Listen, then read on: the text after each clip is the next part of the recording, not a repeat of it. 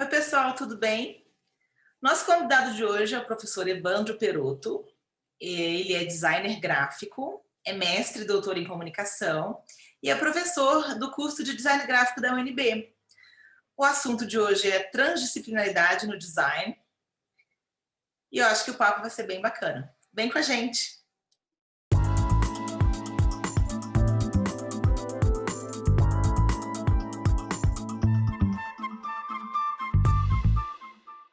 O lugar do design hoje é bastante diferente do que foi nesses últimos um pouco mais de 150 anos de história. A gente sempre pensa no design como alguma coisa, uma atividade mais técnica, uma abordagem mais do projetar, do criar as coisas, né? Mas se a gente olhar um pouquinho na história do design com mais detalhe, com mais atenção, a gente vai ver que o nosso lugar não foi o mesmo sempre, o design não foi o mesmo sempre, não foi visto da mesma maneira sempre, e a gente ficou, de certa maneira, um pouco, vamos dizer, marginal na academia, um pouco, talvez, desconhecido nos setores de produção, industriais, na sociedade. Então, isso, de certa maneira, deixou com que o design ficasse um tanto quanto flutuante, né? E, em vários momentos, isso foi muito confuso, né? Com vertentes diferentes, né? Tentando defender posturas diferentes, correntes diferentes. Mas isso a gente talvez tenha que pensar com uma certa naturalidade, porque as coisas elas vão se criando à medida que elas vão acontecendo, né? Hoje, o design, a gente podia colocar que o design se situa no espaço transdisciplinar. Transdisciplinar significa que não é específico exatamente aonde nós estamos atuando, não é específico do design, mas estamos presentes e atuando muito, mas não é também específico de nenhuma outra área. Então, o design hoje trabalha muito mais interligado com outros conhecimentos, com outros saberes, com outros profissionais do que antes, né? E a gente não pode ter a pretensão de que nós vamos deter digamos assim, a competência para resolver todos os problemas que estão surgindo em relação aos objetos, né? O design hoje em dia dialoga muito mais, né? Hoje, a gente pode colocar que o design está funcionando como usando uma expressão da Carta da Transdisciplinaridade, foi elaborada lá em Arrábia, em Portugal, num congresso internacional.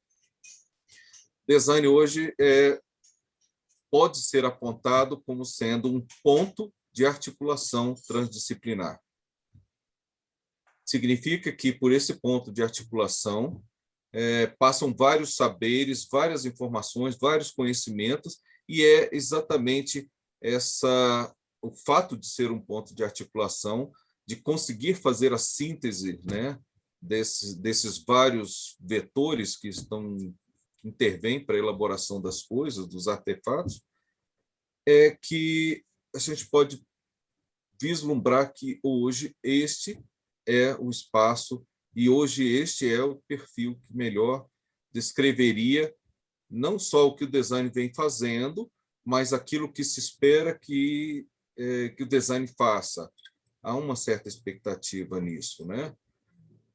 Quando eu falo de artefatos, a gente pensa sempre, artefato parece uma engenhoca, ligado ao produto. Não, a gente, usando uma expressão, vamos dizer assim, até um pouco mais profunda disso, artefato é tudo aquilo que foi produzido artificialmente. Então, o que não é natural foi produzido pelo ser humano, foi produzido artificialmente, então um artefato é isso. Então, aí nisso se encaixa até mesmo o objeto que nós projetamos já não está mais tão delimitado como foi no passado.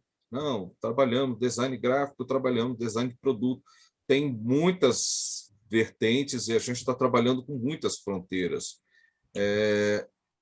Estamos, assim, de certa maneira, em áreas ou tangenciando áreas em que você não tem uma precisão muito grande de dizer, isso aqui tradicionalmente não seria do design, mas a gente, pelo fato de estarmos atuando num espaço transdisciplinar, significa que nós estamos atuando em espaços que estão entre áreas, que estão para onde convergem muitas áreas. Então, quando a gente fala de artefato, a gente está falando de algo mais amplo, a gente está falando daquilo que é o artificial. Configurar estas coisas, da nossa cultura material, dos nossos objetos, da informação, está sendo nesse espaço, e a gente está precisando muito, muito ficar antenado a isso, né?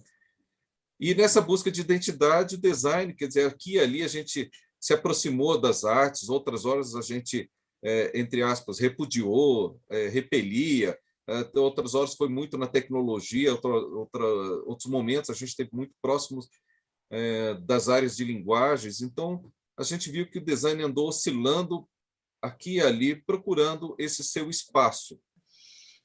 E eu acho que talvez aquela falta de identidade, aquela dificuldade do design se encaixar no seu contexto, onde a gente estava esbarrando, tinha interface, né? Parece, não é como se fosse, chegou o nosso momento, porque nós não éramos assim, nós não fomos da maneira como somos hoje, quer dizer, estávamos só esperando o momento de ser reconhecidos. Não, nós nos modificamos. Parece que a maneira como o design trabalha, o processo de design, como ele ocorre, me parece hoje está sendo capaz de fazer um pouco melhor a leitura do contexto, um pouco melhor a leitura da situação, do problema, do usuário, da cultura. Então, essa maneira como o processo de design hoje ocorre nos deixa muito mais próximos de oferecer ou de respondermos algumas questões do mundo complexo, né? Da complexidade, ou como alguns dizem, né, da perplexidade, né? Os artefatos, as coisas, como é que elas são percebidas, né? Isso depende de um monte de fatores, né?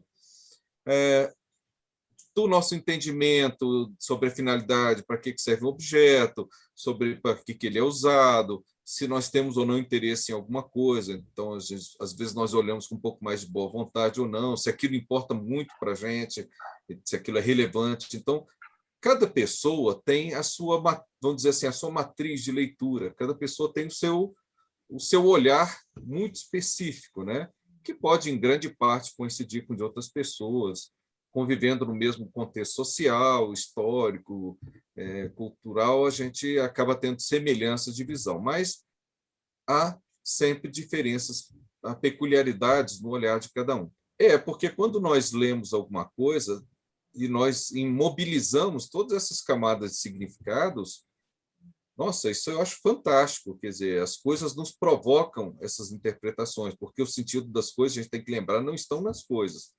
Nós que enxergamos, interpretamos, nós atribuímos, de certa maneira, nós lemos as coisas com o nosso olhar, né? Então, as coisas, elas são, na verdade, proposições, os artefatos são proposições, né? Todo esse conjunto que a gente pode chamar de experiência, de vivência, nos deixou um lastro de conhecimentos, um lastro de informações que a gente chama de repertório. Usamos o nosso repertório para ler. Isso é bem pessoal. Mas e quando a gente vai projetar? Agora, pensando do lado do design. Ok, as pessoas leem desse jeito, mas como é que eu vou projetar? Os designers estão, de certa maneira, entendendo, compreendendo que aquela informação básica, às vezes aquela informação técnica, tem um monte de camadas de significados, de informações que precisam ser lidas, né? E elas vêm sendo lidas, né? Então, aquela informação que ele tinha do repertório dele, por isso que é importante o design ter repertório, ele ter conhecimento, ele ler, e sem preconceito estético, simbólico, qualquer tipo de preconceito, ele tem que, de certa maneira, olhar o mundo, ficar sensível e ter essa assimilação das coisas, ser capaz de assimilar, mas não é assimilar, talvez avaliando demais, mas assimilar com uma empatia, procurando compreender, entender, olhar, porque quando a gente vai projetar, o que a gente vai fazer? Somos pessoas ainda, né? Nós usamos nosso repertório, nós acrescentamos, adicionamos ao nosso repertório mais um pacote de informações, e aí a gente vai tentar projetar alguma coisa. Muito obrigado pela oportunidade, por essa atividade, eu acho super estimulante, né?